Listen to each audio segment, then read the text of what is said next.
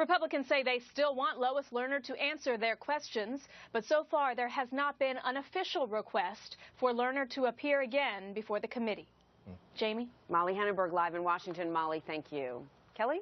Well, Jamie, for more on this, let's bring in our political panel right now. Angela McGlowan is a Fox News political analyst. Mark Hanna is a former aide to both President Obama and State Secretary John Kerry.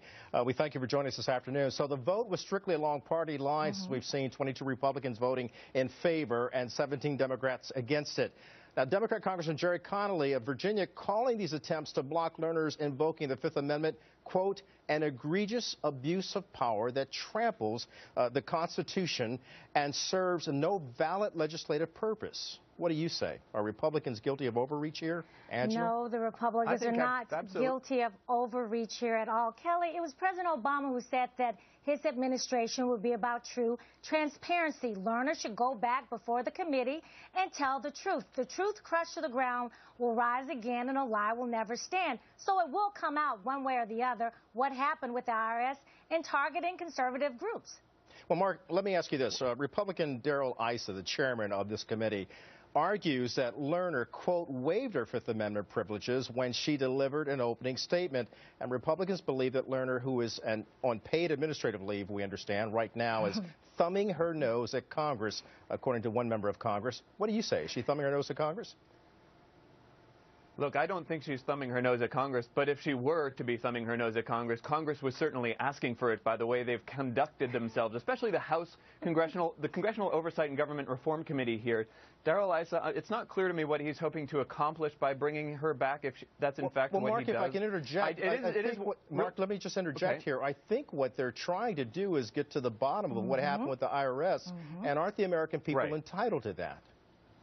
The American people are entitled to. The House committee here is entitled to do its very best in this investigation, but Lois Lerner is also entitled to Fifth Amendment protection, and for them to strip that away, we've become accustomed to Congress, for example, voting and enacting legislation along party lines, but this is an interpretation of the most sacred document, the Constitution of the United States, and when you have that perception of reality so skewed and so basically bifurcated by the right and the left, then there's a real problem. But it's also, I just want to make this real quick point, Kelly. It's unclear to me what Issa is hoping to accomplish here, because so far the two main accusations he launched against the Obama administration, that this was politically motivated and that it exclusively targeted conservatives, has been proven beyond a shadow of a doubt to be completely false and misleading. How has it been proven, I think what this is an attempt to redeem himself and the work of that committee. How has it been proven, Mark? The bottom line is this. You had officials through investigation, criminal investigation by the FBI, the congressional investigation. Get in here between the two of you, Mark and Angela.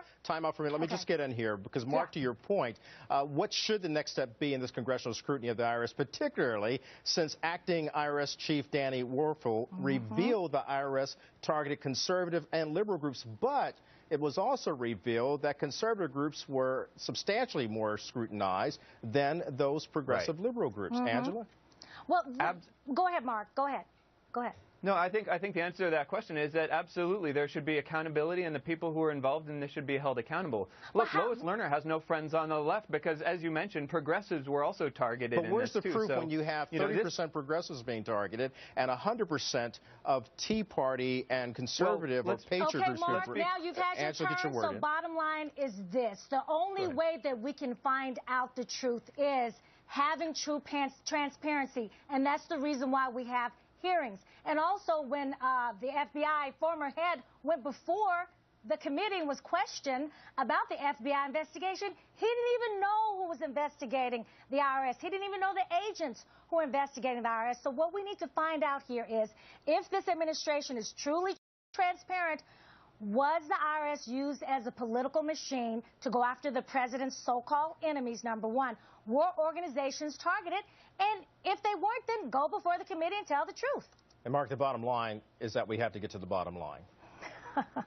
Absolutely. I think Angela and I can agree completely on that. The president shares Americans' outrage. The IRS Americans have to have confidence in that institution, which has so much control over our pocketbooks. And so, the president shares the outrage of the Americans, and I think that at the end of the day, between the 3 investigations that are ongoing, including the congressional investigation, we'll get some accountability here. But it is reckless, I think, that Darrell Issa made these accusations before having the full facts. And I hope he does get the full facts. Angela McGlowan, we got to go, but stay tuned. There's more coming with this IRS scandal. Thank you both.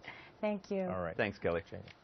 A new setback to tell you about for President Obama's health care law as the National Football League shoots down a request by the administration